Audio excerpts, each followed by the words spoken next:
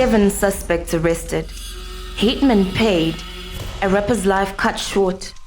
But that's just the beginning. In this video, we'll walk you through the shocking murders of South Africa's music icons, reveal the hidden connections between these cases, and drop a bombshell that will make you question everything you thought you knew about these crimes. Let's look at 3 names that once lit up South Africa's music scene, aka Lucky Dube and Tyla Peterson, aka the celebrated rapper, gunned down in a drive-by shooting in 2023. Lucky Dube, the legendary reggae artist known for his politically charged music, killed by carjackers in 2007. And Tyla Peterson, the renowned singer and composer, murdered in his own home in 2006. These weren't just musicians. They were cultural icons. Their songs, the soundtrack to millions of lives. But their stories didn't end with their music.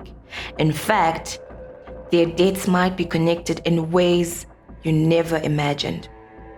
As we dig deeper, you see how these seemingly separate tragedies could be a part of a much larger, more sinister picture.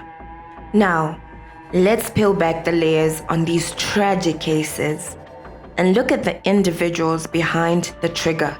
Who are these killers?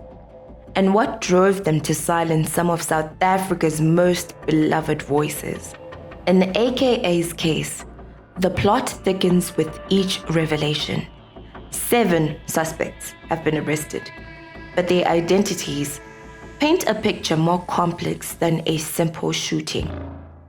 We're talking about a carefully orchestrated hit, not a random act of violence. Picture this: 2 gunmen, 3 spotters, a weapons supplier, and a mastermind. It's like something out of a crime thriller. But this was all too real. The police have made it clear these weren't amateurs. As Lieutenant Gen Nhlanhla Maqubela put it, we know they were paid for this. But paid by whom? And why? That's the million-dollar question. The spotters followed AKA from the airport, tracking his every move. It's chilling to think about. The rapper going about his day, unaware of the shadow looming over him, and poor Tibz, his friend, caught in the crossfire. As the police stated, Tibz was not the intended target. Wrong place, wrong time, a tragic twist of fate. But here's where it gets even more intriguing. Some of these suspects aren't just linked to AKA's murder. They're connected to other, unrelated murder cases. It makes you wonder, is there a network of professional hitmen operating in South Africa? Now let's rewind a bit and look at Lucky Dube's case. On the surface, it seems different. A carjacking gone wrong. But was it really that simple? Dube was driving a Chrysler 300C, a car that caught the eye of his killers. But why target such a high-profile figure for a simple carjacking? It's a risk that doesn't quite add up. And then there's Tyla Peterson, killed in his own home during what appeared to be a home invasion. But again, we have to ask, was it really just a random break-in? Peterson was a well-known figure, a father of 6, a practicing Muslim. Was there more to the story than meets the eye? As we dig into these cases, patterns start to emerge. Professional hits disguised as random crimes, high-profile targets, seemingly unrelated incidents that might not be so unrelated after all. But here's where it gets really interesting. Remember those suspects linked to other murder cases? Well, what if those cases aren't as unrelated as we thought? What if there's a connection we've been missing all along? You see, in the underworld of organized crime, nothing is ever as simple as it seems. Hitmen don't just pop up out of nowhere.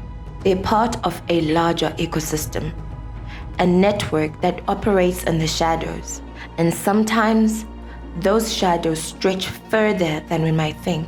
So as we unravel the stories behind these killers, keep this in mind. We might be looking at puzzle pieces from different boxes, but they could all be part of the same big picture. A picture that, when fully revealed, might change everything we thought we knew about these tragic losses in South African music. As we dig deeper into these cases, patterns begin to emerge from the chaos. At first glance, the murders of AKA Lucky Dube and Talia Peterson might seem like isolated incidents. But when you look closer, you start to see some striking similarities. Let's look at the planning and execution of these crimes.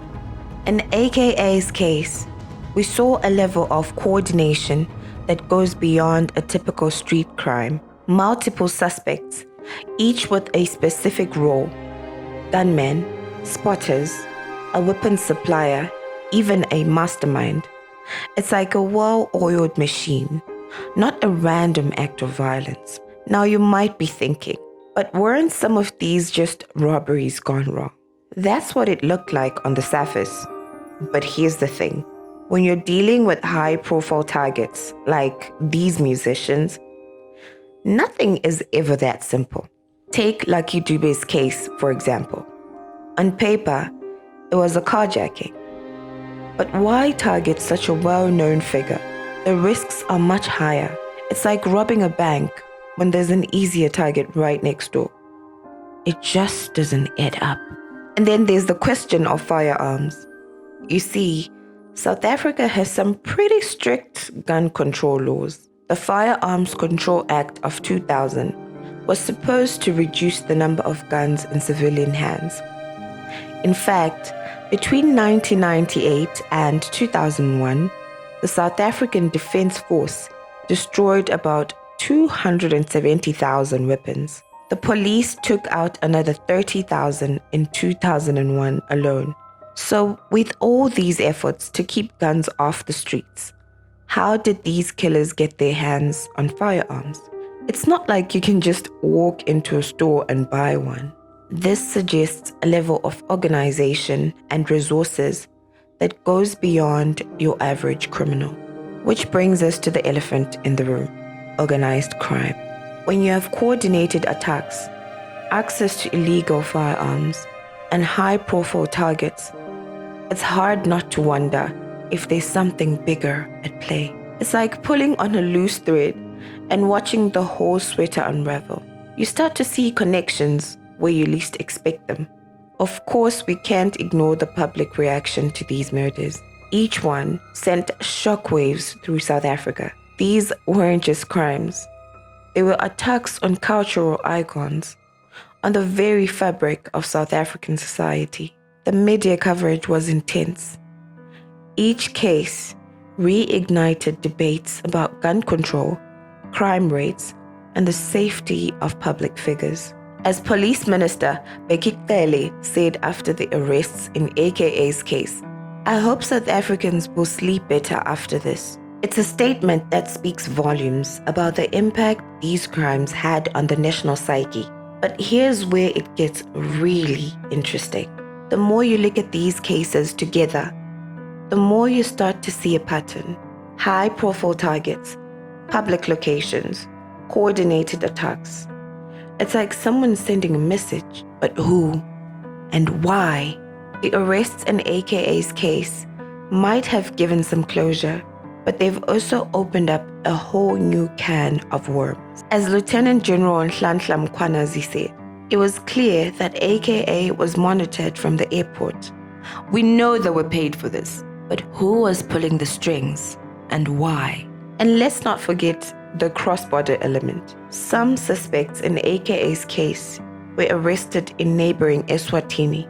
It's a reminder that crime doesn't stop at the border. We're dealing with networks that span countries, maybe even continents. The arrests in AKA's case have shed some light on the situation, But they've also raised new questions. 7 suspects, including the alleged mastermind and hitman, were taken into custody. Police recovered vehicles, firearms, and empty cartridges. It's like peeling an onion. Each layer reveals something new, but it also makes your eyes water. So, are we dealing with a conspiracy or a coincidence? The truth is, we may never know for sure. But one thing is clear. These cases are far more complex than they initially appeared. The plot thickens when we look at Lucky Dube's case. On the surface, it appeared to be a carjacking gone wrong. But some have suggested that his political activism through music may have made him a target. Was his death really just a random act of violence? Or was there more to it? Of course, we can't ignore the role of law enforcement in these investigations. The South African police face significant challenges in solving high-profile murders. High crime rates, resource constraints, and accusations of corruption and inefficiency all play a part. It's like trying to solve a Rubik's Cube with half the colors missing. In fact, the difficulties faced by law enforcement add another layer to the conspiracy theories. Some wonder if there's more to these unsolved cases than meets the eye. Are there forces at work that don't want these murders solved? This revelation changes everything we thought we knew about these crimes. Instead of isolated incidents, we might be looking at a complex web of organized crime. It's as if someone pulled back the curtain, revealing a hidden network influencing South Africa's music industry. But here's the million-dollar question. Were these killings random acts of violence or carefully orchestrated hits? The evidence points towards sophisticated, premeditated attacks. So, next time you hear about a high-profile murder in South Africa's music scene, ask yourself, is there more to this story than meets the eye? And just how deep does this criminal underworld really go?